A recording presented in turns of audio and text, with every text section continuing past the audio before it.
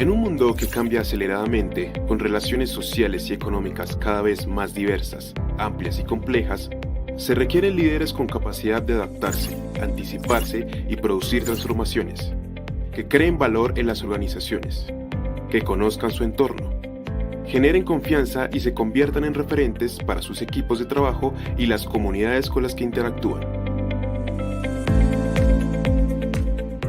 Somos ENEX, la Escuela de Negocios de la Universidad Central. Estamos comprometidos con la formación de líderes que respondan a las demandas, gerentes y ejecutivos, con competencias para dirigir con base en las mejores prácticas y diseñar soluciones integrales para el mercado nacional e internacional. Expertos que contribuyan al fortalecimiento económico, generando viabilidad, rentabilidad, crecimiento y sostenibilidad en las organizaciones, los proyectos y los negocios, personas responsables, íntegras, humanistas, comprometidas con el medio ambiente y el interés público. Durante las últimas décadas, nuestra oferta de posgrados, educación continua y formación empresarial ha adquirido gran reconocimiento entre los profesionales, los empresarios y la sociedad, dando cuenta de la excelencia y pertinencia de nuestra labor educativa y el aporte al desarrollo intelectual y social del país. Hemos establecido exitosas alianzas internacionales con universidades, organizaciones académicas, profesionales y reguladores, así como entidades de gobierno que favorecen la interacción con el entorno, el intercambio en redes de participación y nos permiten lograr nuestros objetivos.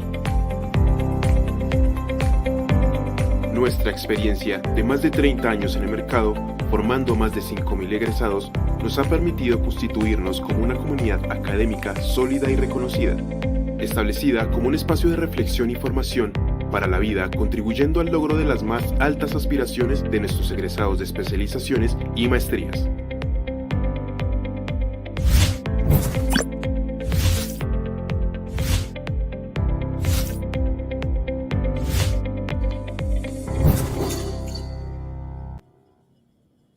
Muy buenas tardes para todos.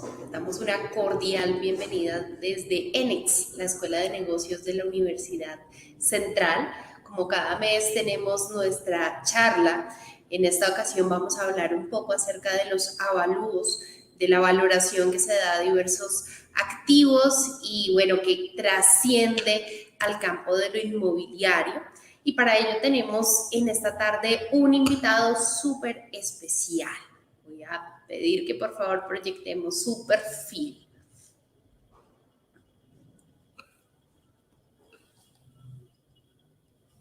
Bueno, muy bien. Nicolás, si nos puedes ayudar allí, siempre tenemos a nuestro equipo de Máster Central que nos apoya desde lo que ustedes no pueden ver, con quienes estamos muy agradecidos por la calidad excelente de lo que hacen. En esta tarde nos acompaña entonces Carlos Alfonso Salazar Sabogal. Él es administrador de empresas y tiene una vasta experiencia en el rubro de los valuadores, especialmente en el asunto de maquinaria. Muy bien, y se ha desempeñado de manera muy sobresaliente en este gremio. En este momento es el presidente ejecutivo del Registro Nacional de Evaluadores, que es nuestro aliado y gracias a quienes estamos hoy compartiendo acerca de esta temática. También es el presidente ejecutivo de la Sociedad Colombiana de Evaluadores en la seccional Bogotá y es miembro de la Junta Directiva de ANA, que es la Autoridad Nacional de Evaluadores. Todos estos organismos, pues, en relación con este asunto tan relevante del cual vamos a estar hablando hoy y vamos a comprender un poquito por qué para nuestras profesiones y las organizaciones donde nos desempeñamos, pues se convierte en un asunto importante. Entonces, bienvenido Carlos, muchas gracias por estar con nosotros en esta tarde. Nos encanta poderte tener en este escenario. Yaeli, muy gentil por su invitación. Realmente es para mí un honor estar con una universidad con un nombre y una trayectoria tan importante como la de ustedes. Muchas Estamos gracias siendo y celebrados. Es para nosotros un gran orgullo que hagan parte de las entidades que tienen acuerdos con el Registro Nacional de Evaluadores. Bueno, pues no quiero extenderme en el protocolo del saludo a todas las personas que están conectadas. Pues les doy infinitas gracias por su tiempo y su paciencia. Estaré muy pendiente de las preguntas que tengan o las inquietudes que tengan. Entonces, un par de temas aclaratorios simplemente. Yo soy presidente de la Junta Directiva de la Sociedad Colombiana de Evaluadores de la Seccional de Bogotá y vicepresidente de la Corporación Nacional Sociedad Colombiana de Evaluadores, que es la federación que agrupa todas las sociedades colombianas de evaluadores a nivel nacional. Eso para hacer una precisión. Bueno, entonces tengo un material, digamos, una guía. Básicamente es contarles la importancia sobre el tema de los avalúos en la vida diaria, las empresas, pero también en otros ámbitos, y se van a dar cuenta a raíz de cuál es la razón para pensar que los avalúos son hoy un factor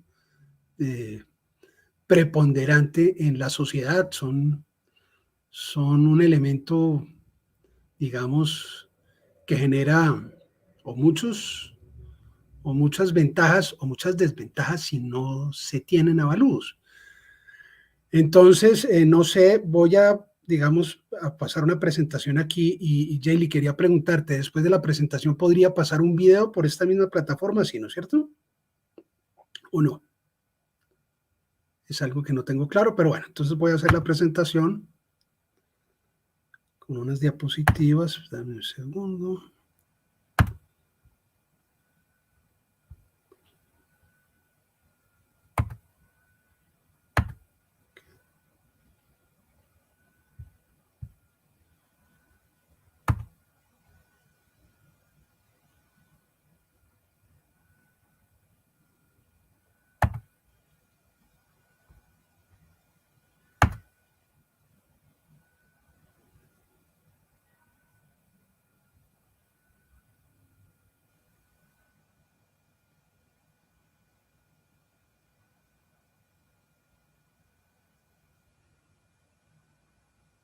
No sé, Nicolás, si ya está la presentación subida. Ok. Muy bien, perfecto. Ok, entonces, ustedes van a encontrar aquí, este es un pequeño resumen, digamos, es un pequeño resumen sobre el tema que tiene que ver con los avalúos en diferentes sitios donde nos desempeñamos, qué hacemos y por qué lo hacemos. Y me gustaría, Nicolás, saber si mi voz es suficientemente fuerte o si requieren algo más. Yo hablo un poco suave, de tal manera que más de una vez alguien me ha dicho que por favor le suba el volumen. Si tienen algún problema, me interrumpen, por favor. Entonces, los avalúos, digamos que el ámbito de los avalúos está en entidades de crédito que garantizan que el bien soporte el crédito y mitigue el riesgo que corren las entidades. Ese es uno. Hay otros que son los avalúos, digamos, en el Estado. Entonces, en el tema de Hacienda, pues el valor del catastro del país es un elemento económico muy importante y que sirve de base para captar dineros para que el Estado pues viva. El otro tema es los activos de extinción de dominio, donde se requieren avalúos para el tema de compras, ventas, remates, etcétera, que se generan con el tema de extinción de dominio. En la contabilidad del Estado, para el tema de control en el tema de compra de activos, el inventario de los activos, la trazabilidad de las transacciones, la transparencia, la imparcialidad, el tema de tasación de daños y servicios del Estado y particulares y viceversa, porque se puede presentar al revés también. Entonces ahí también está que se requieren pues tasadores o avalúos que vigilen el equilibrio económico en la viabilidad económica o de un proyecto y en el bienestar patrimonial de los particulares, empresarios y otras personas que actúan en esos daños que tienen que ser, que son del Estado a particulares o al revés. Hay otros que son avalúos que tienen que ver con el tema de infraestructura. Entonces hay avalúos en los temas de enajenación voluntaria, pueden ser unos. Entonces ahí están las servidumbres, lucro cesante del daño emergente que se presenta en esos servidumbres. Ahí, y eso, pues, las servidumbres son solamente viales, no, hay de todas. Hay viales, hay de redes eléctricas, de agua, de gas, oleoductos, entre muchos otros. Entonces, esas son las entidades del Estado. Ahora bueno, y entre las entidades del Estado, pues también están los casos digamos, de los temas de daños y perjuicios morales. No están en la diapositiva, pero también hay esos. Entonces, eso también toca tasarlos. Entonces, como se dan cuenta, se va empezando a poner la cosa bastante densa y profunda. Entre los particulares, este es el que, digamos, este es el más común y corriente, que son avalúos para garantías hipotecarias, para garantías prendarias, los avalúos comerciales entre particulares o empresas, para compra y venta de activos o bienes muebles, inmuebles y semovientes, o cualquier otro tipo de venta o transacción, porque puede ser un arrendamiento, todo eso requiere una tasación. En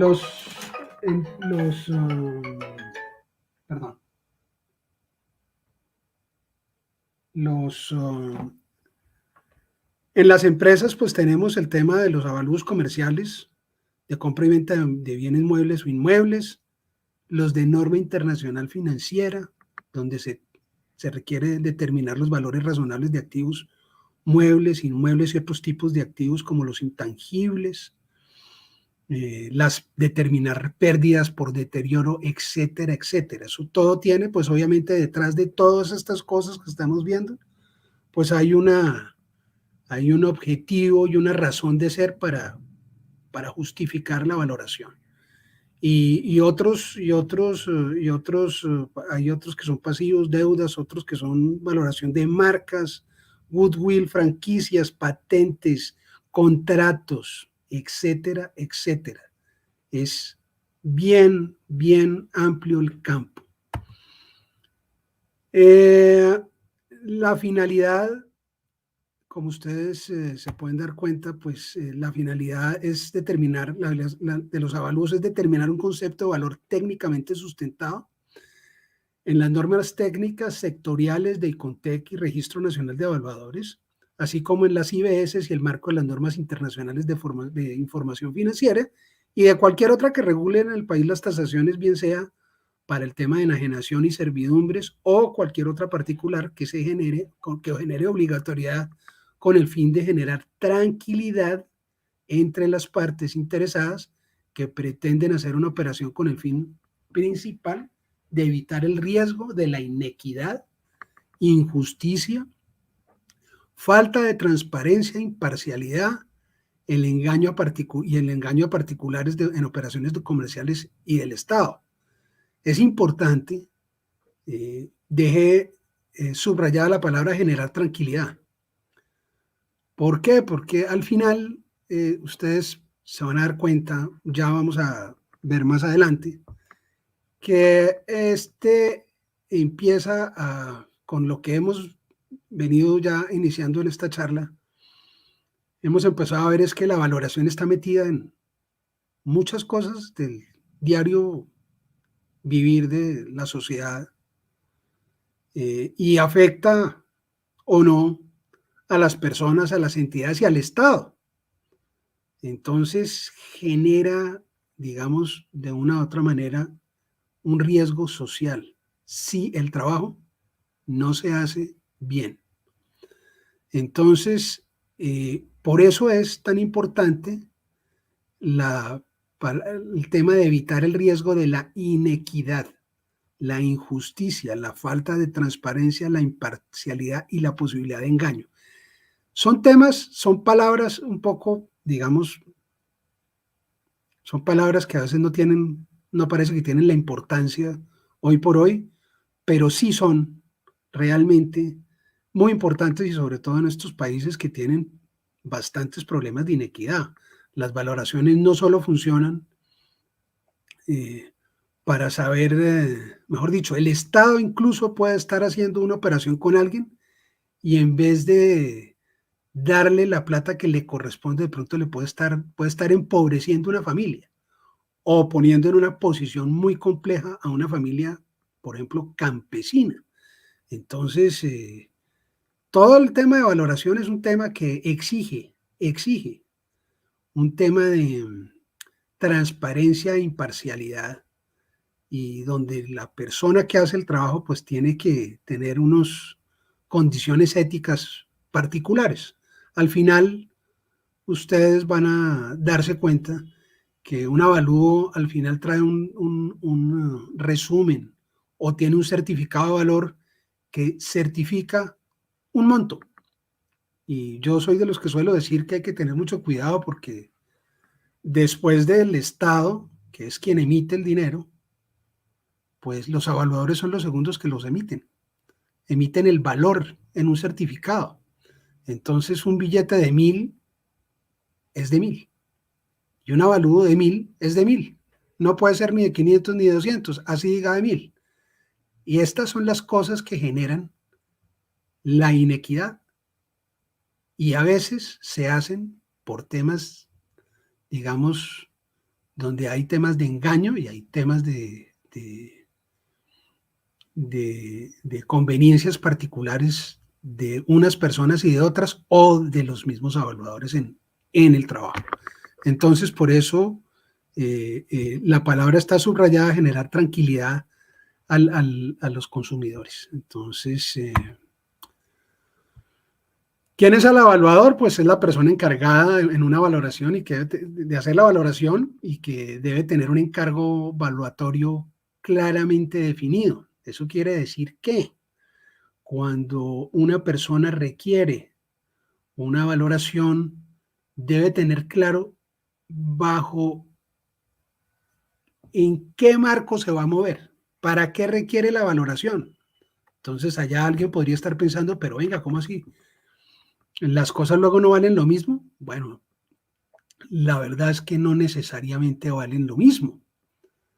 El valor no es un único valor, depende para qué sea. Entonces, en una empresa, un activo funcionando vale una plata y un activo sin funcionar para disponer del activo o para sacarlo de la línea o para una liquidación, en todas puede tener un valor diferente. Entonces es muy importante determinar para qué es el encargo evaluatorio, que es como el objetivo particular con todos los puntos y las comas que requiera poder definir bajo qué marco se debe, en qué marco se mueve la valoración. Eso, porque ambas partes tienen que tener claro la valoración qué objetivo tiene y dos, que el valorador o el tasador cumpla con este objetivo con absoluta claridad, así como deben estar sus honorarios y la carta y la formalidad para contratar. Entonces, aquí hemos invitado a los evaluadores a volverse completamente formales. Nosotros, los evaluadores, hemos venido trabajando, digamos, muchos evalúos durante muchísimos años hicieron, digamos, de palabra, ¿no? Y esto al final termina por volverse un problema un poco complejo porque no todo queda claro y bueno, y al final nos hemos dado cuenta que si uno quiere conseguir un problema, lo único que tiene que hacer es un avalúo, porque los avalúos duran en el mercado muchos años. Entonces, después de haber hecho una valoración, después de 10 años de haber hecho una valoración, puede resultar un problema con esa valoración, por un tema de daños y perjuicios, etcétera, etcétera. Entonces, pues, eso es muy importante tenerlo en cuenta y bueno, ese es el tema principal. No sé si... Entonces, entonces, ¿qué dentro de las cosas particulares que debe hacer un evaluador cuando recibe un encargo es, después de haber dejado claro y definido absolutamente todo, tiene que darse cuenta que tiene que respetar unos códigos de ética, tiene que respetar unas normas técnicas, que son, digamos, que los límites que tiene dentro de cada tema en su tasación. Debe evaluar antes de aceptar si tiene el conocimiento y la experiencia, porque puede tener el conocimiento pero no la experiencia, para la aceptación del encargo, y si tiene alguna inhabilidad para ejecutar el encargo, o si para hacerlo requiere de un experto adicional. En cualquiera de esas circunstancias de análisis, de si recibe el trabajo, pues tendrá que informar y notificar si lo hace, cómo lo hace, en qué condiciones lo hace, y si no lo hace, por qué no lo hace. La razón para que esta situación deba ser así es porque los juicios de valor, cuando uno emite un informe, pues debe actuar con total transparencia, de forma equilibrada, técnica, y dando un informe que revele absolutamente todas las cosas que afectan el valor o que a futuro podrían estar afectando el valor de un bien, de un activo. Eso pueden ser diferentes factores, hay muchísimos: el factor político, otro que es el del mercado, o el del mercado particular del producto que se realiza con la maquinaria que hay ahí, o el de la depresión que hay en el tema inmobiliario, que hoy puede que al momento de la tasación sea una, pero que los indicadores digan que de pronto a los 7, 8 meses es posible o factible que pase X o Y o Z. Todas esas cosas deben quedar en un informe. Y la razón es porque estos documentos duran mucho tiempo con vigencia, y lo importante es que cuando la gente se ve vulnerada con temas económicos, lo primero que hace es sacar los informes de avalúo para ver cómo refuta, pelea y arma procesos con estos temas. Y así mismo pasa en las empresas, ¿no? Lo que pasa entre los particulares es lo mismo que pasa en las empresas. Eso puede ser un socio que no se sintió bien liquidado o bien compensado o bien tasado en la compra de sus acciones o en la participación A o B o C de unos activos, o en una decisión que hicieron. También hubiera podido ser. Entonces, los informes de avalúo requieren de una gran rigurosidad del experto evaluador para poder notificar y dejarle claro a todas las personas que tienen que mirar el informe cuáles son las cosas que afectan ese valor, el valor en ese momento, o que podrían eventualmente afectar el valor a futuro. No predecimos el futuro, entre otras cosas, ¿no? Eso es también importante aclarar, que nosotros dejamos esas notas porque el evaluador no debe abstenerse de tener ninguna información como que tenga que ver con el informe, obviamente. Si es de su conocimiento, debe ponerla manifiesta en el informe. Para eso es contratado. Somos una especie de revisor fiscal. Entonces, donde los socios, para el caso de las empresas, donde los socios están esperando de forma transparente el pronunciamiento o el informe, que el informe tenga todo lo que requiere para que ellos puedan tomar una decisión con toda la imparcialidad del caso. Entonces, permítanme un minuto. Entonces tenemos aquí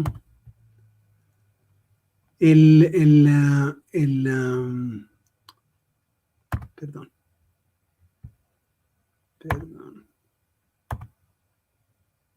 Ok.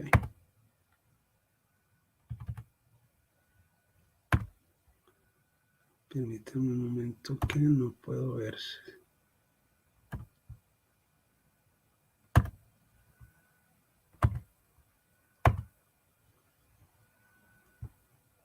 ¿Hay algún problema con la comunicación en este momento? Ok. Bueno, entonces, ¿a dónde nos lleva todo lo que les he hablado en este momento? Si uno mira lo que hablamos hace un segundo, prácticamente todas las actividades comerciales requieren un avalúo para mitigar riesgos en esa transacción. Entonces, lo que uno puede dilucidar rápidamente es que el riesgo que presenta ese volumen de tasaciones en el patrimonio del Estado y de las empresas y los particulares, si no se hace bien el trabajo, pues puede generar un riesgo social gigante. Y esa razón, esa que les estoy diciendo y que ya he mencionado, pues fue una de las principales motivaciones para que saliera la ley del evaluador. Entonces, vamos a mirar el tema de la ley del evaluador. La ley del evaluador nace con la ley 1673 del 2013.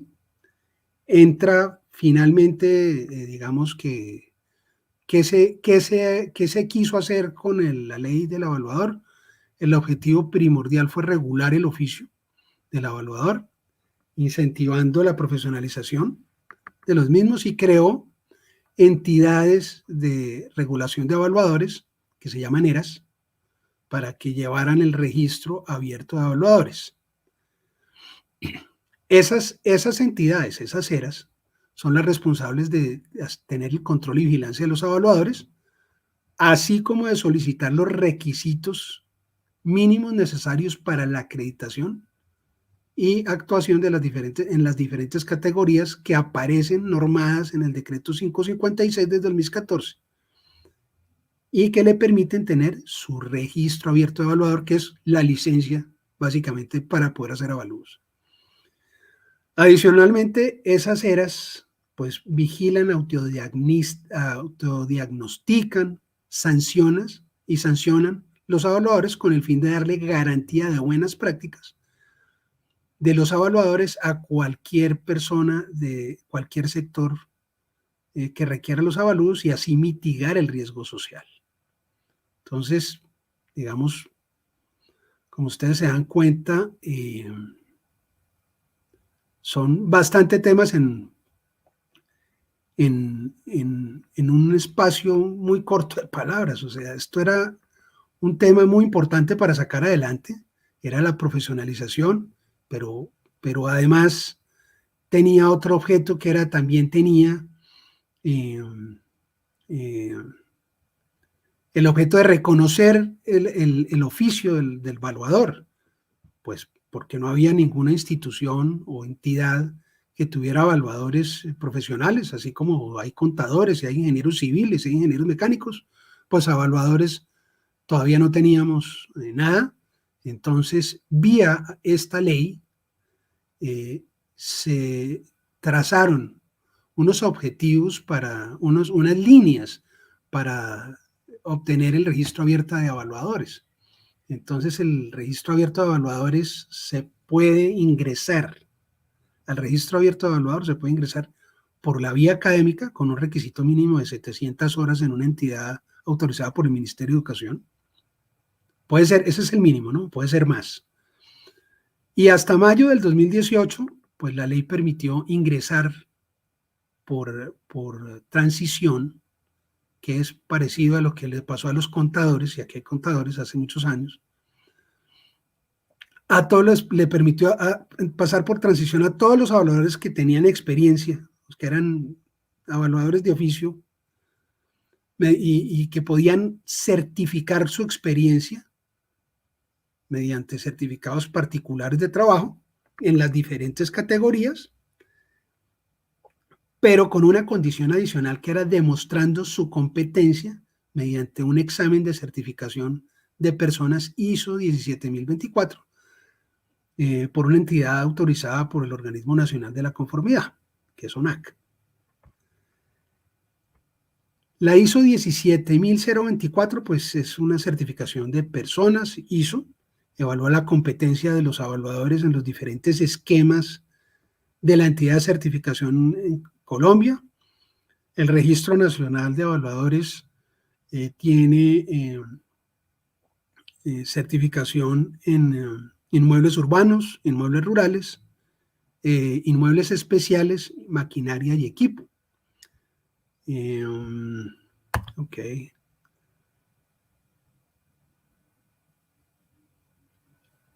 El tema interesante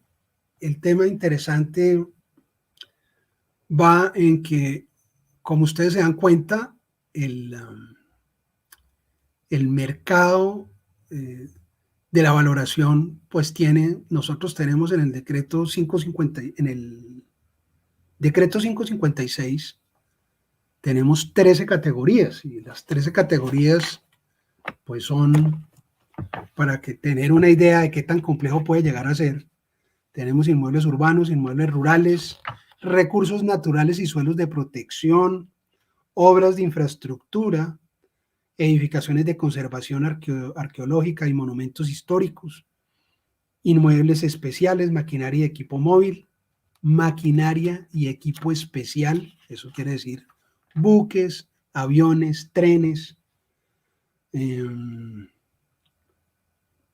obras de arte, orfebrería, patrimoniales y similares, semovientes y animales, activos operacionales y establecimientos de comercio.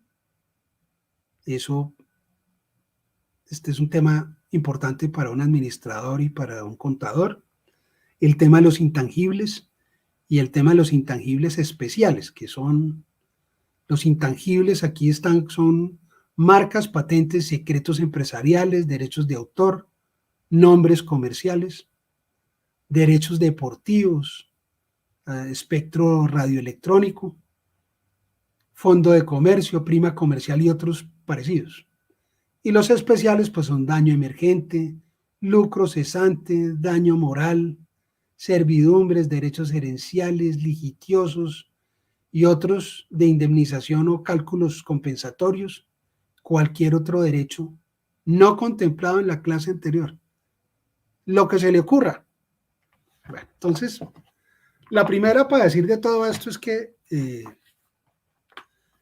la otra cosa que hizo esta ley 1073 y el decreto reglamentario 556, al tener, digamos, las categorías en las que se pueden inscribir en el registro abierto de evaluadores, pues fue mostrarle al mercado que el tema evaluatorio no era un tema simple y poco importante. De hecho, era un tema bastante técnico y pero muy especializado. Entonces, el tema de la profesionalización iba enfocado a que los evaluadores no solamente tuvieran los principios básicos, sino las especialidades, entendiendo que el evaluador de las 13 categorías que dice que puede hacer todo sería como el ingeniero, que es ingeniero civil, mecánico, aeronáutico, electrónico, mecatrónico, etcétera, etcétera, etcétera. Es un poco complejo. Cada que uno ahonda más en cada punto de los que estamos leyendo, se termina encontrando pues que el límite es ninguno. El conocimiento es súper exigente para el tema de la tasación y sobre todo creo que lo vuelve más interesante digamos, en el tema de Latinoamérica, que es nosotros en este momento creo que generamos muchos textos que tienen que ver con valoración, porque claro, aquí es donde más problemas hay. Entonces, las tasaciones arrancan a volverse interesantes cuando a alguien se le presenta un problema y quiere tasar el problema. Y a veces hay problemas que uno dice, bueno, no lo había visto o no lo habíamos visto, o será que alguien lo había hecho. Cuando se vulneran los derechos de las personas que están en el campo, se generan otros. Los temas que tienen que ver con los recursos hídricos y naturales. Entonces, antes un pasivo ambiental era una cosa que nadie miraba, hoy es una cosa que sí se mira. ¿Qué responsabilidad tengo con el ambiente y cuánta plata vale? ¿Será que una empresa que explota y genera unos grandes beneficios vale la pena tenerla sin haber mirado cuánta plata vale y en cuánto tiempo se mitiga el tema del pasivo ambiental? Cosas de ese estilo, o sea, puede volver una cosa muy densa. Ahora, en el tema empresarial, pues ahí hay otra cosa que es muy interesante, y es que al final las empresas pues tienen la necesidad, o deberían tener la necesidad, cada vez más, pero deberían tener la necesidad de tener perfectamente tasados sus inventarios, sus activos, y con el ánimo pues de darle transparencia a los socios del valor de los mismos. Entonces nosotros conocemos aquí infinidad, yo conozco infinidad de empresas que tienen en activos fijos un número que no tiene nada que ver con lo que realmente tiene. Pero a veces incluso los mismos dueños desconocen el valor, porque son empresas de 45 años que llevan trabajando con equipo que no tiene la última tecnología hace más de 8 o 9 años. Entonces, hay gente que le ha pasado de todo, y básicamente donde empiezan a verse los problemas es el día en que deciden hacer una decisión o deciden hacer un tema de traer nuevos socios, o el día simplemente que requieren más incentivos para poderse endeudar. Entonces, hombre, digamos que la otra cosa que nos hemos dado cuenta es que cuando se le hace trazabilidad a los activos, la gente tiene más control de la empresa. Hemos visto en repetidas ocasiones que parece que los activos de una empresa no son tan importantes. Importan las ventas, pero a veces cuando uno va y mira, entonces resulta que en un inventario cualquiera tiene, no sé, 250 sobrantes. Y resulta que los 250 sobrantes valen 5.600 millones de pesos, por poner un ejemplo. Entonces, pues digo yo, ¿a cuál de nosotros le entregaron 5.600 millones de pesos de regalo? A nadie. ¿Y fue que se lo regalaron? No, es que hubo un mal control, y eso tiene que ver desde el tema del manejo de activos y la trazabilidad que le dan y las políticas que se toman, y entre estas están las de la norma internacional, hasta el tema de la valoración. Entonces, antes se hacían avalúos, los clientes pedían avalúos al estilo sastre, hechos a la medida.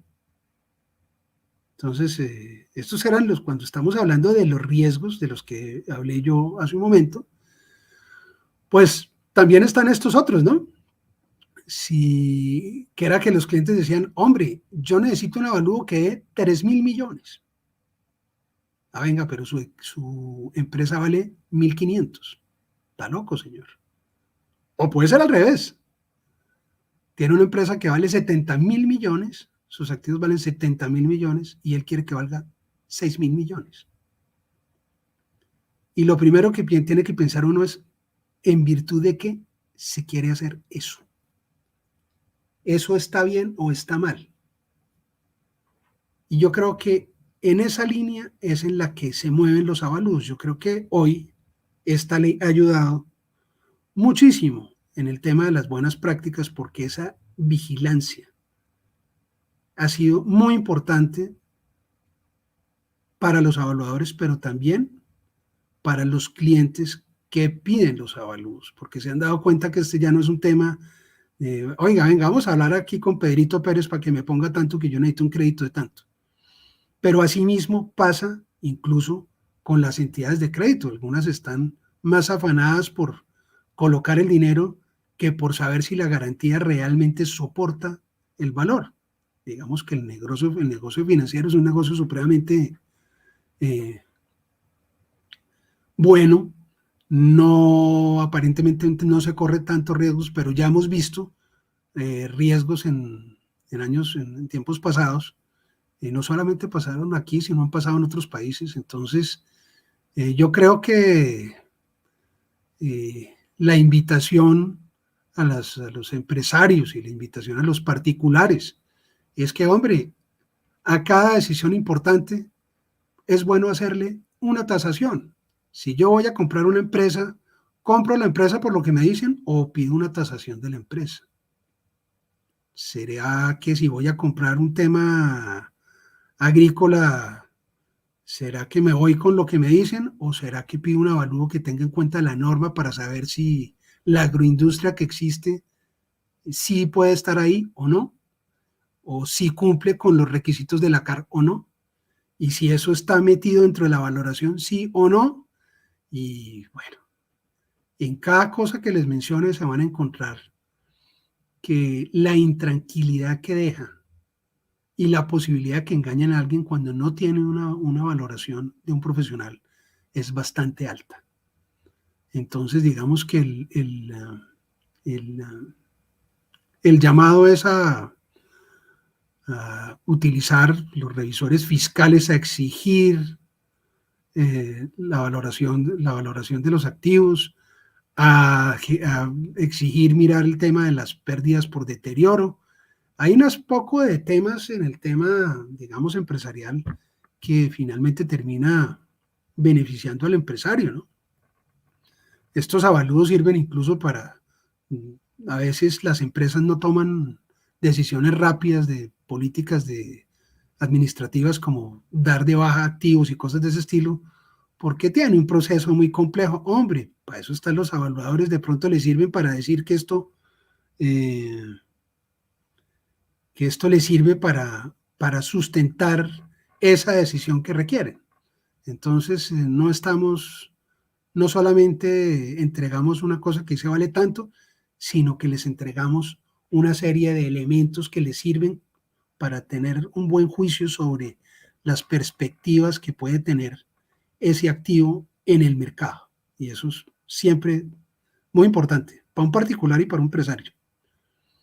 No sé si hasta el momento, qué pena, yo he estado aquí hablando de corrido y no he dejado, no sé si tenemos alguna pregunta.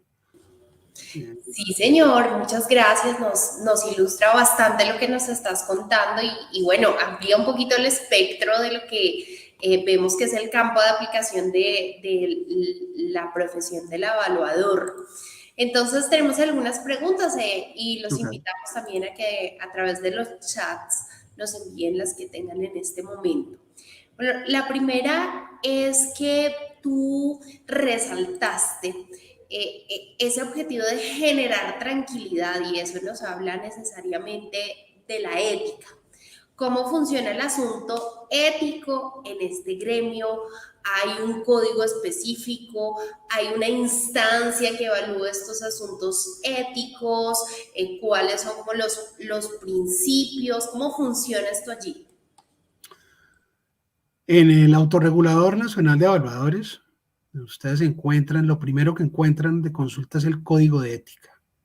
El código de ética del evaluador es la guía número 1 del evaluador.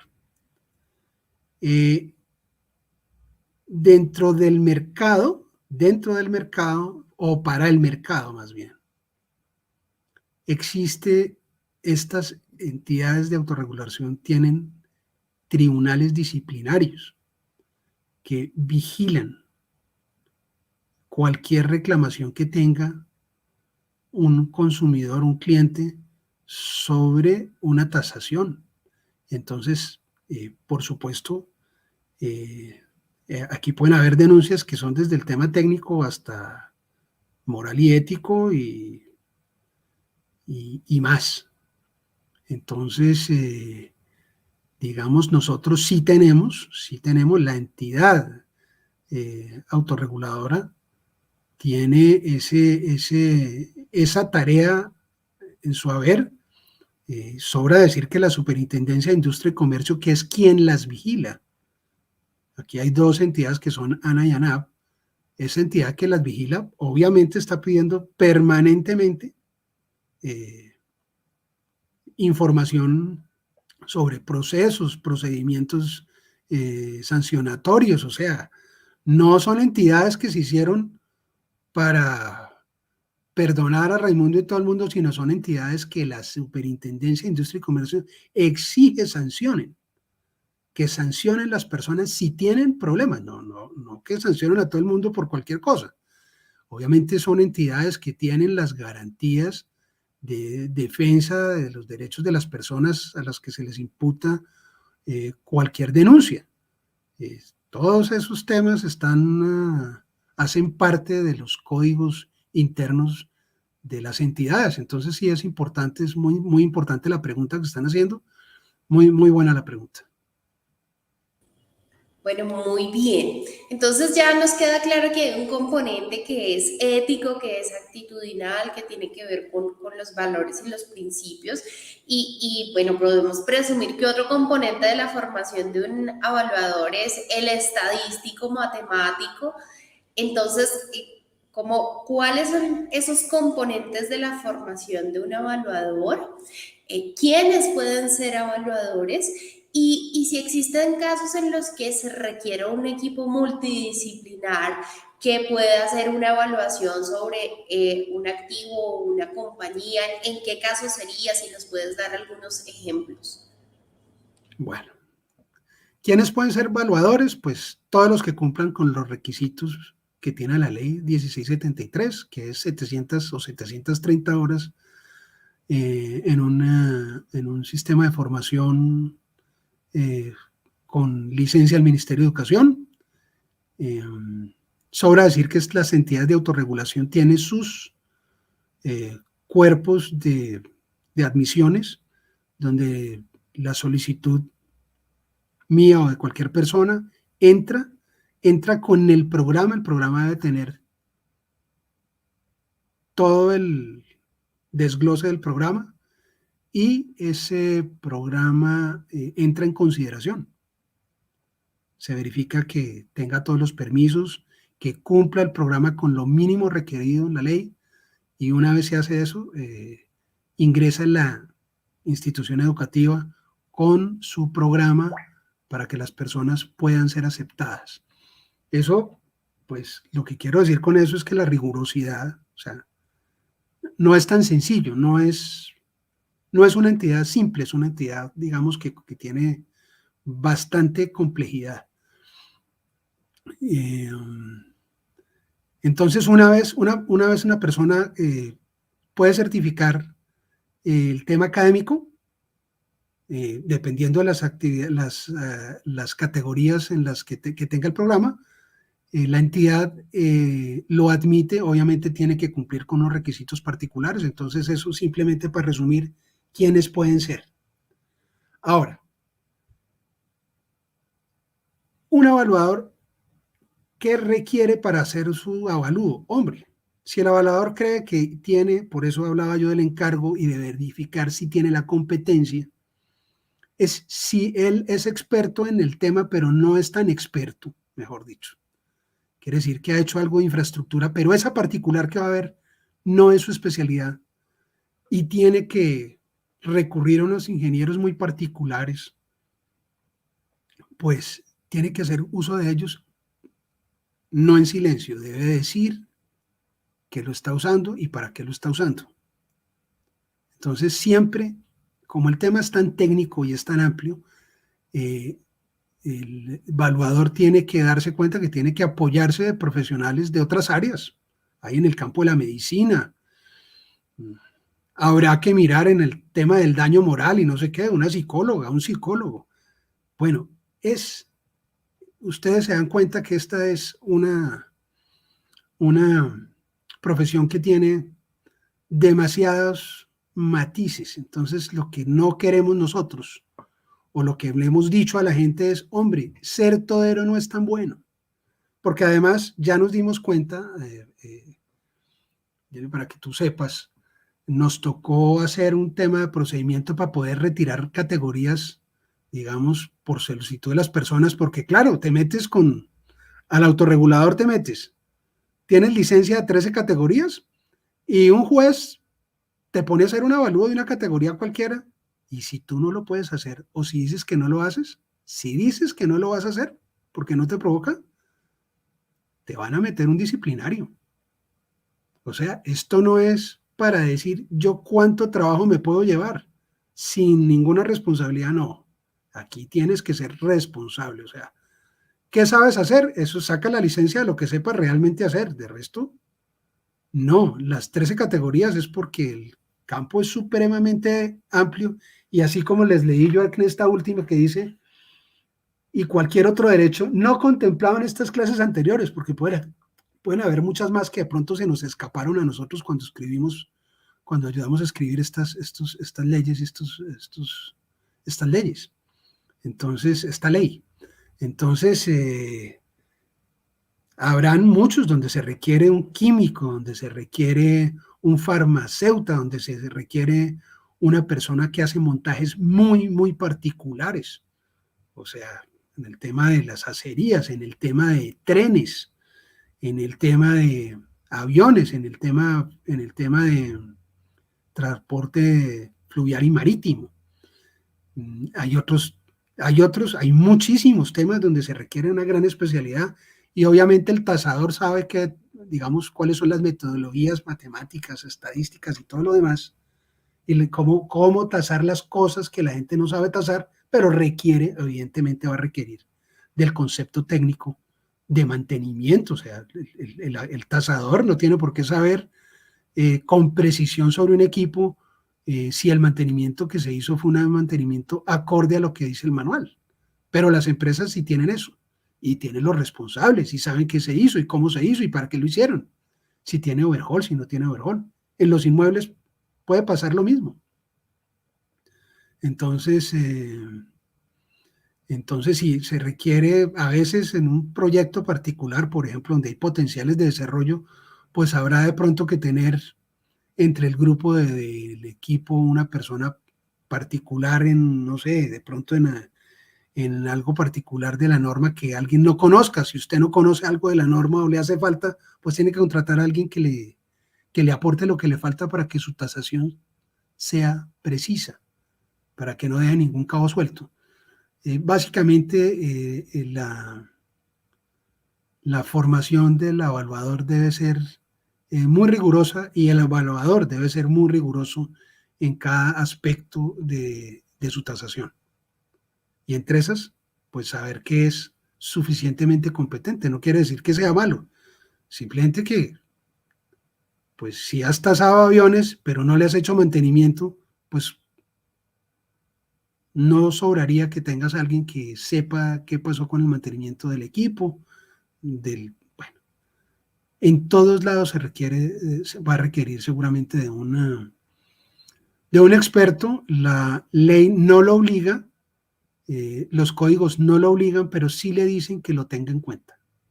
Entonces, simplemente como para dar aclaración, no sé si nos quedó algo por fuera de la pregunta para que tú me... Nos ilustra muchísimo. Y bueno, hay algo que seguramente llama mucho la atención de lo que nos has estado contando y es precisamente esa posibilidad de evaluar daños morales, perjuicios, una cantidad de intangibles y me imagino que asuntos como los bienes culturales de los países, por ejemplo, que es un asunto pues como que tiene un alcance que no dimensionamos todavía claramente. Entonces, si nos pudieras contar un poquito como cuáles son esas variables que se tienen en cuenta en estos intangibles, ya que tú nos dices, hay métodos, hay técnicas reconocidas dependiendo del tipo de activo que estemos trabajando, hay unos desarrollos seguramente muy complejos, y quisiéramos conocer cómo se haría, cuáles son esas variables y qué oportunidades también tienen las organizaciones, los estados, las administraciones públicas de determinar qué tan valiosos son sus intangibles. Mira, el tema de los intangibles es un tema bien interesante porque es el menos conocido. ¿Dónde se empezó a volver conocido? La valoración de, no sé, cuánto vale la pierna izquierda o derecha de Messi, nadie sabe. ¿Cuánto vale la experiencia del futbolista A, B o C? Pero ya hay gente que sí sabe. Entonces ahí se valoran con estadísticas en algunos temas deportivos, del rendimiento que tiene, de los partidos, una serie de elementos que empiezan a jugar para hacer esas tasaciones. Y lo más importante, antes eran más empíricos. Antes tenían,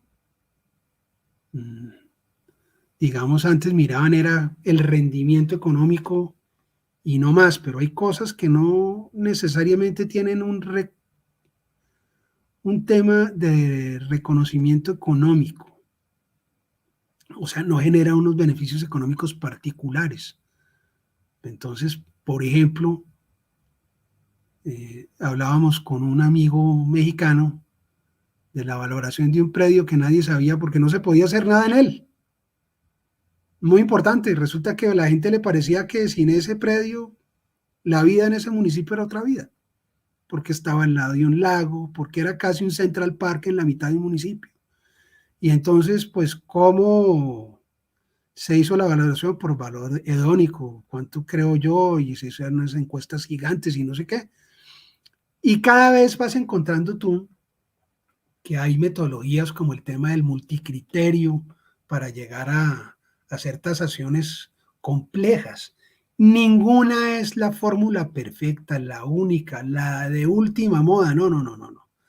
Es importante darse cuenta que lo que ha tratado el mundo entero es de tratar de encontrar la fórmula mágica para valorar cosas que sabemos que se mueven y que generan mucho movimiento, pero que no sabemos su creación cuánto costó. Podemos saber otras cosas y podemos encontrar expertos. Entonces, por ejemplo, hay ponencias muy interesantes de valoraciones de, por ejemplo, de inmuebles arquitectónicos que no hay quien los tase, nadie sabe cuánto valían, y entonces en un país decidieron hacer un tema por multicriterio. ¿Con quiénes? Pues con unos super gurús, super expertos que dijeron, yo creo que esto vale tal. Y el otro dijo, yo creo que esto vale tal por esta razón, por aquel motivo, por el tal otro. Y todo eso empezó a jugar, a meterse en una serie de variables para al final poder llegar a un valor. Entre esos está el tema de las marcas, no sé, el tema de cuánto vale la empresa Marlboro en activos fijos y cuánto vale el nombre. Con todo y que a la gente le han dicho que no vuelva a fumar, la empresa sigue costando. Coca-Cola, hablando del tema de las bebidas azucaradas, ¿cuánto vale Coca-Cola? ¿Será que el nombre vale más que los activos fijos? Con absoluta seguridad que sí. Apple, creo que el nombre vale más que los activos que tiene para producir la empresa. Y claro, hay unas metodologías que son más, digamos, más simples, que se hacen con tasas y con tasas de capitalización y riesgos del inversionista, etcétera, etcétera. El proyecto y la proyección de las ventas trae ese valor, y eso trae valor presente y tal, pero ahora ya hay unos temas mucho más técnicos para muchas más cosas. Pero además, pues ya estás viendo tú que en las entidades, nosotros que claro somos un país que sufre mucho, entonces ya estamos acostumbrados a los temas de las entidades que entran en liquidación. Ahora el nombre puede ser una buena opción, ¿no? Entonces voy a hablar de un ejemplo. Por ejemplo, hay mucha gente que, bueno, la verdad es que no se liquidó, pero una empresa, por ejemplo, como Croydon. Entonces es una empresa que tiene unos activos X y mañana puede tener una situación particular y la intervienen. ¿Será que el nombre vale? Claro que vale. ¿Será que el nombre puede sacar a esa entidad al otro lado? Por supuesto que sí. Estoy seguro que más de un comerciante quiere tener el nombre solamente para hacer unos tenis con esa marca y le tienen que dejar pues unas regalías particulares. Esos son cosas, esos son temas que cada vez cobran más importancia en el tema comercial. Antes no era tanto en el tema comercial, ahora es en el tema comercial, pero también en el tema que tiene que ver con salvar las empresas y la economía. Cuando yo le doy opciones a las empresas de hacer más cosas con los intangibles, pues porque realmente sé que sí valen, pues existen opciones para las personas que trabajan. Entonces esas son empresas que pueden tener temas de pasivos pensionales. Entonces lo irresponsable es decirle, solo con esto puede pagar, pero no existen más opciones, chao. Y entonces ahora resulta que sí ya empiezas a ver que hay más opciones, que la gente reconoce cada vez más los intangibles como algo que genera valor. Y bueno, ahí están las startups y bueno, ya creo que todos o sea, ¿cuánto vale el nombre de Zoom? No tengo ni idea. Muchísimo dinero. ¿Cuánta gente utiliza la plataforma o esta de Doc, la que están usando ustedes? Son empresas que nacen, algunos son empresarios muy jóvenes, que se movieron al tema del intangible porque pues al final generan un valor muy importante. Entonces estamos más llevados a consumir una cosa por el nombre no necesariamente por el sabor que tiene, sino por el nombre que tiene. Nos acostumbramos. Nos gusta. ¿Por qué le gusta? No, ni idea. No hace parte de un hábito alimenticio, ni es de una dieta, de un plan dietario particular, sino, no, conozco el nombre y me lo tomo. ¿Sabe que le hace daño? Sí, no me importa. Esos son los temas que vuelven el tema de los intangibles muy importante y obviamente toca todos los campos, ¿no? Los nombres de las empresas, el know-how, las patentes que tienen. Hay patentes que pierden sus vigencias, hay unos temas, el software que crea una empresa o cuando compro yo un software particular. Bueno, cada vez se encuentra la gente más opciones más necesidad para valorar los intangibles y más opciones para valorar intangibles. Hay unas muy complejas. Nuestro país pues tiene personas que se han dedicado muchos años al tema, pero cada vez más encuentras tú más metodología. Yo, por ejemplo, ahorita les cuento, entre los temas que quería comentarles, el Registro Nacional de Evaluadores es la entidad que maneja el tema de normalización del sector valuatorio. Tenemos la mesa de Icontec, la manejamos directamente nosotros. Entonces nosotros hemos sido quienes hemos generado las normas técnicas sectoriales de todo lo que ustedes se puedan imaginar. Tenemos 22 normas, entre guías y normas técnicas, donde tenemos desde los procedimientos para llegar a hacer y las técnicas para hacer.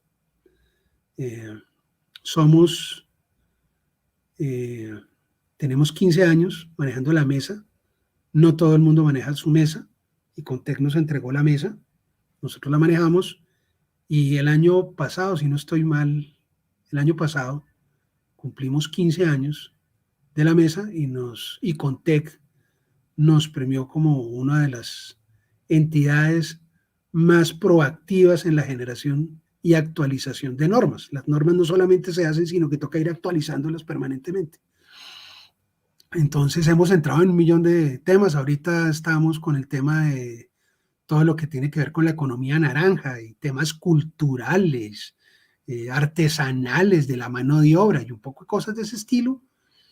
Y cada que lo lees te das cuenta que la profundidad es cada vez mayor. O sea, los evaluadores tienen que volverse especialistas. El Estado y el país en general tiene diferentes necesidades y hay que tratar de darle solución a todo el mundo. Y entre esas, pues está la de saber valorar lo que la gente requiere para poder subsistir. Y entre esos están, pues, los artesanos, los pintores, la cultura indígena. Hay un poco, ¿no?, de cosas de este estilo que toca valorar porque el Estado está diciendo, señores, hay que prestarle a esa gente para que salgan adelante, porque son proyectos que son tasables y son importantes para el país. Entonces, bueno, eso es para no volvérselas pues tan complejas. Ahora, el registro, por otro lado, ha tenido más de 1.200 o 1.400 personas con registro ISO 17024. El registro, básicamente, la certificación ISO 17024, básicamente lo que hace es que nosotros, es garantizarle, es darle un sello de tranquilidad al cliente de que la persona que contrata ha sido evaluada en su competencia y en la actualización de sus normas y sus técnicas. La competencia, pues las técnicas, y el tema normativo, pues esté actualizado en todos los temas técnicos y normativos y de ley, y en los éticos, ¿no? En los éticos, que sigue siendo competente.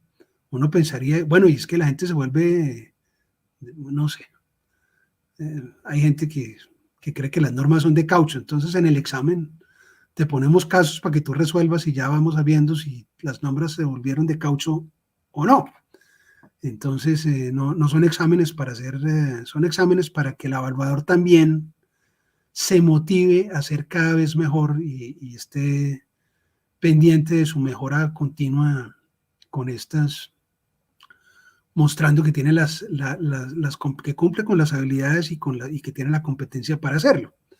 Eso es el mismo ejemplo que le doy yo a las personas cuando le digo que usted puede arreglar un techo con un maestro de toda la vida en un edificio muy grande y puede contratar a uno que tiene certificación en alturas, y entonces la diferencia de los dos, de pronto los dos ponen el tejado muy parecido, no se lo voy a negar.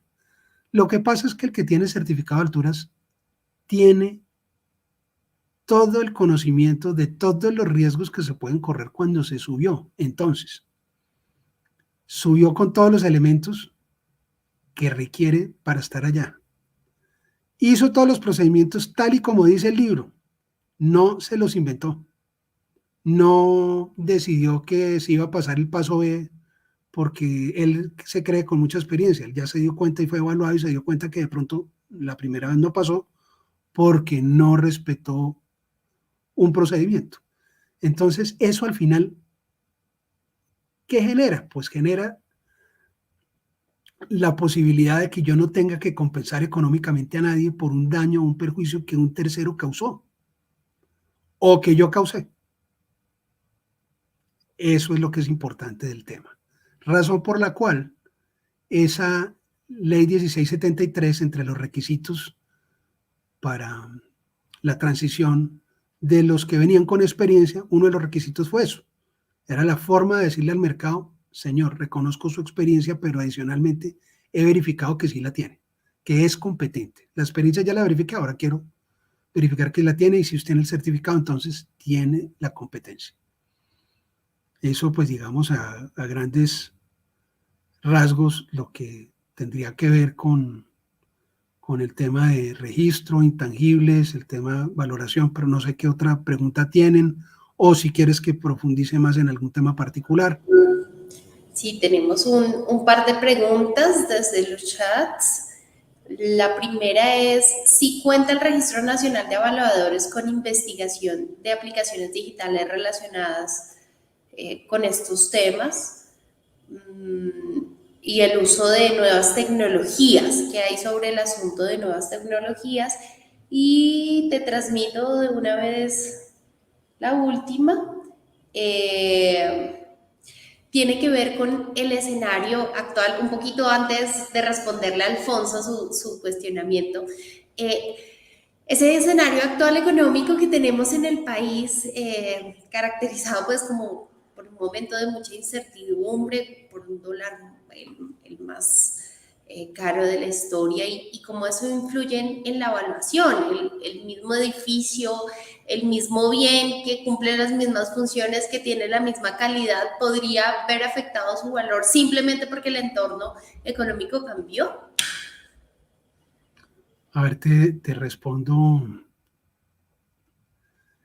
El entorno económico puede ser un factor que puede afectar el mercado. Entonces, ahorita lo vivimos independientemente del dólar, digamos, lo vimos más cercano y palpable. Ahorita todavía no sabemos qué va a pasar con el dólar, pero si llegara a 7.000, las opciones, ¿qué le puede pasar al mercado? Pues si se empobrece la gente, la posibilidad de vender proyectos nuevos es mínima. De hecho, estábamos viendo entonces, cuando el entorno económico se vuelve complejo, los primeros afectados terminan siendo los bienes raíces, algunos en particular, por ejemplo, los suntuarios. Las fincas de recreo, ¿alguien quiere tener fincas de recreo en un problema económico? No, nadie las quiere tener. No quiere decir que haya gente que sí las quiera tener, pero la mayoría de la gente seguramente va a pelear con eso. En el caso de la pandemia, que era inimaginable, si a mí me hubieran preguntado, quién sabe qué hubiera respondido, tal vez no hubiera respondido, porque diría el señor, se tomó unos tragos y está haciendo una pregunta que nada que ver. Bueno, sucedió. ¿Y qué le pasó? Pues los centros comerciales empezaron a desocupar sus locales, la gente a incumplir con sus arriendos, los inversionistas a no tener las rentas que tenían y otros a no tener ninguna, porque no había capacidad para responder. Y otra, una respuesta del Estado frente al problema diciendo, no tiene que responder, o mire, pues es válido que responda hasta tanto.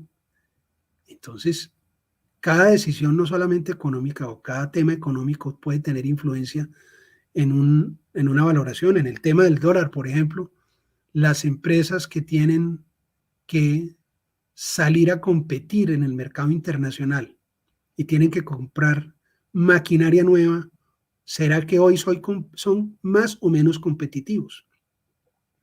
Eso los puede poner en un problema. Entonces, si yo voy a generar unas partículas químicas de X cosa y necesito no sé, un elemento cualquiera, resulta que el elemento sigue costando, por decir algo, $100,000. Pero resulta que yo tenía mis costos hechos con $100,000 a 3.800, no a 4.900. Eso puede que haga que mi empresa dé un vuelco completo y de pronto empiece a deteriorarse el tema económico, el tema financiero. Entonces, todo esto que está pasando, porque mira, puede estar pasando lo que tú estás diciendo ahorita, que se subió el dólar, que nunca hemos tenido un tema así tan importante en el tema de la pérdida del valor de la moneda. Lo que sí es cierto es que las ofertas de inmuebles, hay cada vez más ofertas de inmuebles, hay muchas ventas, hay gente que ha comprado, hay mucha gente que sí ha comprado, hay mucha gente que está vendiendo mucha, hay mucha gente que con esta incertidumbre está tratando de vender para poner su dinero en otra moneda más fuerte y estar un poco más tranquilo, con otras incertidumbres que se generan al respecto, ¿no? Si usted ya tiene 60 años y está pensando irse a vivir a, no sé, Alemania, no sé qué va a ir a hacer allá, pero claro, si está pensionado, si tiene unas rentas X, pues de pronto arranca, no sé. Hay varios temas que tienen que ver con todo lo que sucede en el tema económico que sí eventualmente pueden, digamos, afectar el valor. El tema es que decir que exclusivamente por la subida del dólar ya las propiedades no se venden o el mercado bajó, pues es, digamos, un poco irresponsable. O sea, uno lo que tiene que mirar es, precisamente, en una tasación, verificar qué le está pasando al mercado. Eso es lo que hace un evaluador. Sale, hace un estudio de mercado para verificar qué le está pasando a ese sector en particular, con no solamente eso, porque realmente la economía le afecta en muchas otras cosas más. Entonces puede ser, no sé, en el caso mío particular, me voy a inventar una, no es el mío particular, pero yo estoy en el sector del calzado. Y entonces en el sector del calzado está, no sé, las suelas vienen de China, las que yo produzco aquí son muy costosas, entonces ya el mercado es deprimido. Y tengo una opción para, vuelvo a decir, una opción para producir suelas bien baratas con un equipo que tengo que traer. ¿Será que la subida del dólar me afecta? Claro que me afecta. ¿Será que si me afecta, será que yo tengo un activo que no es tan necesario que de pronto lo tengo que vender más barato para poderme volver más productivo en otro lado? Y eso afecta al mercado, claro, afecta al mercado. Está pensando en vender un inmueble más barato porque necesita la plata rápidamente para poder generar más plata en otro lado, afecta al mercado, claro. Pero yo lo que no puedo, lo que me queda muy difícil es poder saber exactamente si a todos les pasa lo mismo, en qué mercados y cómo es. Lo interesante es que el mercado, digamos, se autorregula, o sea, él mismo se va acomodando a la situación. Y eso es un poco complejo. Yo incluso creo que habíamos hablado con diferentes colegas cuando pasó lo de la pandemia, pues lo que uno hubiera esperado es que el país entero no volvía a arrancar bien por lo menos 4 o 5 años.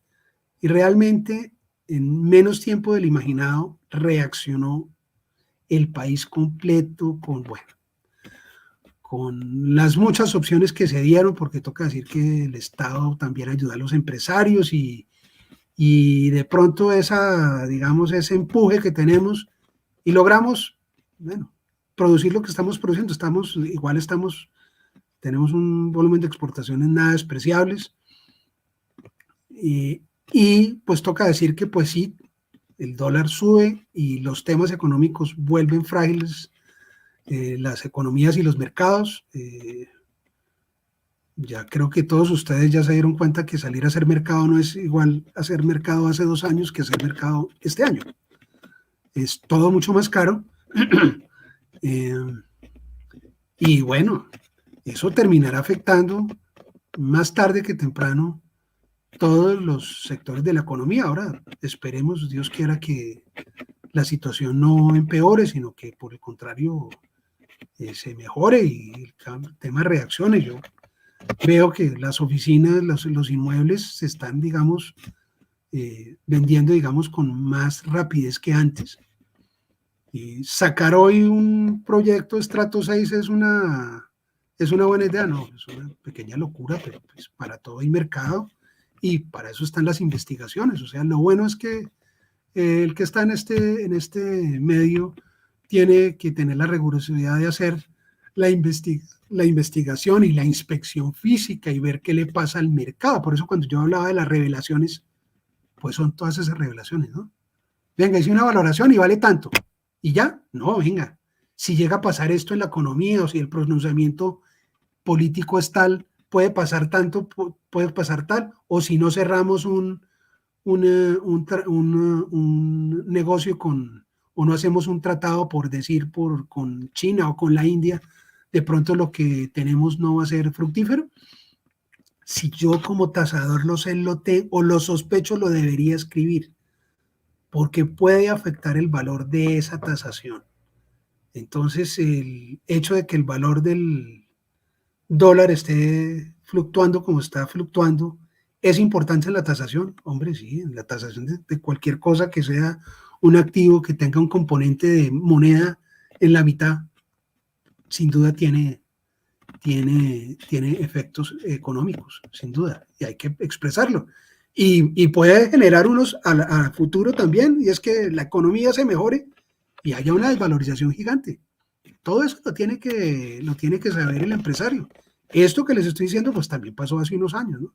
Que el dólar se subió y después nos pasó que habían avalúos que, bueno, en los inmuebles pasó, no tiene que ver con el dólar, tenía que ver con la pandemia.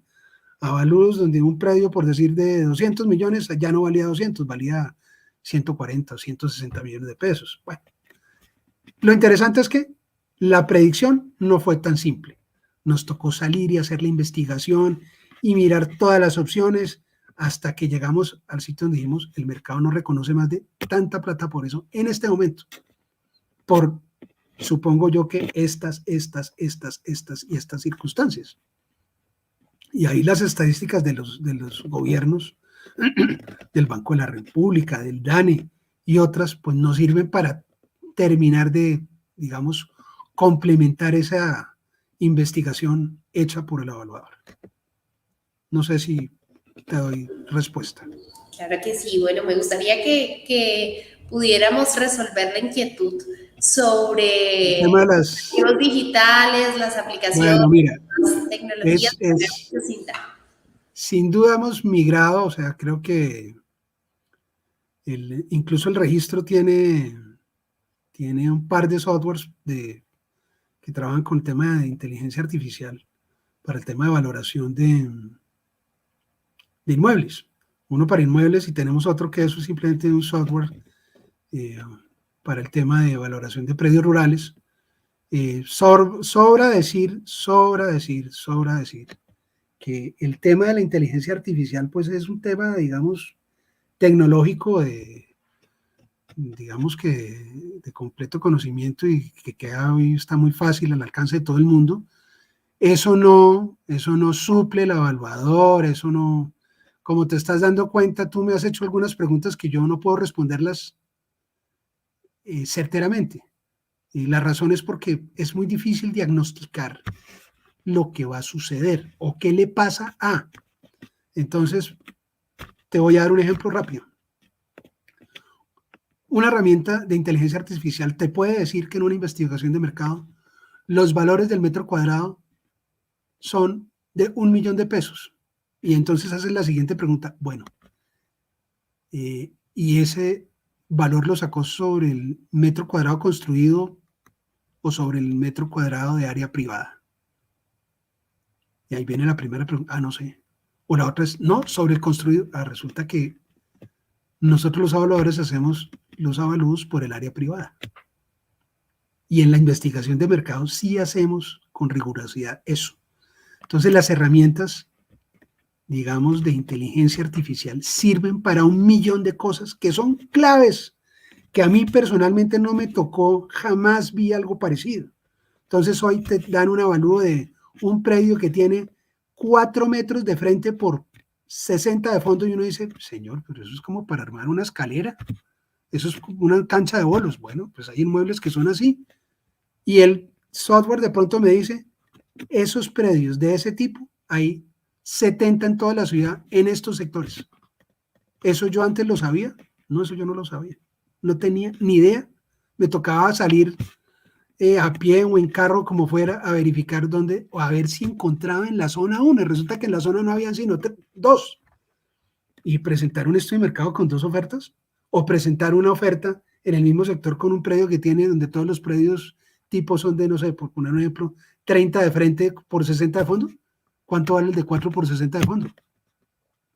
Entonces la inteligencia artificial te permite hacer eso y te permite hacer más, poner la norma del plano de ordenamiento territorial de la zona y decirte, todos los que tengo en la investigación del mercado, todos tienen la misma norma o tienen normas diferentes, entonces lo tengo que mirar de forma diferente. O unos están en suelos protegidos y otros no. Hay cosas que quien hace la investigación a veces le toma mucho tiempo averiguar. Una herramienta de inteligencia artificial te permite rápidamente tomar decisiones que sí son valoradas y bien valoradas por un evaluador experto, porque el software te va a entregar rápidamente información que es vital para dar hacer una muy buena tasación. Entonces el tema de, no sé, tengo que hacer un avalúo que tiene una ronda de río. De pronto me encuentro muchos predios pero de pronto me encuentro predios que están a la venta en la misma zona, en el mismo, o que tienen la misma tipología, o que tienen la misma conformación geológica, etcétera, etcétera. Hay un millón de variables que te vas a encontrar en el tema de inteligencia artificial que son impresionantes. Ya hay software que hacen cosas fabulosas. Entonces, Colombia es un país que ha hecho unos temas interesantes. Hay aplicaciones, hay software que hace, digamos, terceros. Avi tiene ellos tienen uno porque pues el negocio de ellos es la compra de activos, de inmuebles. Entonces tienen uno que le tasa la propiedad y entonces dice uno, bueno, ¿y qué tan imparcial será? Porque pues ellos son los que compran con esos avalos compran ellos la finca raíz con la que hacen tanta plata. Pero puede que sí sea totalmente transparente, no lo sé. Eso es un tema, pero sí, hoy es un tema que yo creo que yo personalmente desarrollé en mi empresa hace más de 12 años un software para hacer temas de valoración y de maquinaria y tema de generación y captura de información y generación de informes de forma digital y un poco de cosas de estas que tienen que ver con el tema de sistemas y pues yo creo que ahí estamos, cada vez se necesita más. Ahora, el tema de la rigurosidad, como mejor dicho, como cuando vas al médico, ¿no? El médico tiene una tablet que le dice si la persona tiene jaqueca y cierra el ojo 4 veces y se rasca detrás de la oreja, es posible que tenga meningitis. Y de pronto el médico lo que sí hace en su experticia, que es para eso que se contrata, o para eso es que uno va, es que lo mira y aunque la laptop diga lo que diga, el tipo dice, señor, usted no tiene meningitis, usted lo que tiene es, no sé, X cosa. Entonces el diagnóstico, el experto, el expertise lo tiene el evaluador, que con su conocimiento y su experiencia, pues ha recopilado suficiente información para saber que esto es la variable que tiene que buscar es esta o aquella para encontrar el valor. Eso es básicamente. Pero muy importante, muy interesante la pregunta. Le soy claro, incluso le cuento que a muchos evaluadores no les ha gustado la aparición de las herramientas de inteligencia artificial. Ahora sí, es clarísimo, es súper claro que los avalúos los tienen que ser evaluables con licencias, no hay más. O sea, no te representa ante una juez un computador que te dice, en caso que el juez le pregunte tal, usted responda tal. La ley dice que no, requieres una persona, un abogado con licencia, con el poder para que te represente, y igual pasa con los avalúos. Bueno, muy bien, pues solamente nos resta agradecer al Registro Nacional de Evaluadores por brindarnos este espacio. A propósito, contarles que estamos construyendo una oferta de formación en todos estos asuntos de evaluación con RNA. Y por supuesto a ti, Carlos, que con toda esa experiencia de manera muy sencilla nos presentaste un campo que resulta muy, muy complejo y creo que ese alcance se dimensionó un poco mejor después de escucharte. Entonces, ha sido un placer. Sabemos que muchas personas consultan después esta charla y seguramente tendremos muchos más espacios en los cuales vamos a seguir hablando de estos asuntos. Me disculpan si me extendí más de la cuenta en el tiempo. Estamos perfecto. Entonces, a los que asistieron, pues gracias y les agradezco su paciencia. Espero haber sido suficientemente claro y con el lenguaje más sencillo posible para volver un tema que puede ser supremamente técnico y denso, medianamente entendible y sencillo. En todo caso, cualquier duda que tengan, pueden escribir al correo de dirección @rna.org.co, que es mi correo, y cualquier tema, pues estamos para servirles. Excelente, muchísimas gracias a todos nuestros asistentes y a toda la comunidad de ENEX, Escuela de Negocios, nuevamente al Registro Nacional de Evaluadores y a ti, Carlos, por este momento y como siempre a la unidad que nos apoya con todos estos asuntos, Máster Central, que se caracteriza por su alta calidad en todo lo que produce. Así que muchas gracias y una feliz noche. Muy amables por la invitación. Muy buena noche.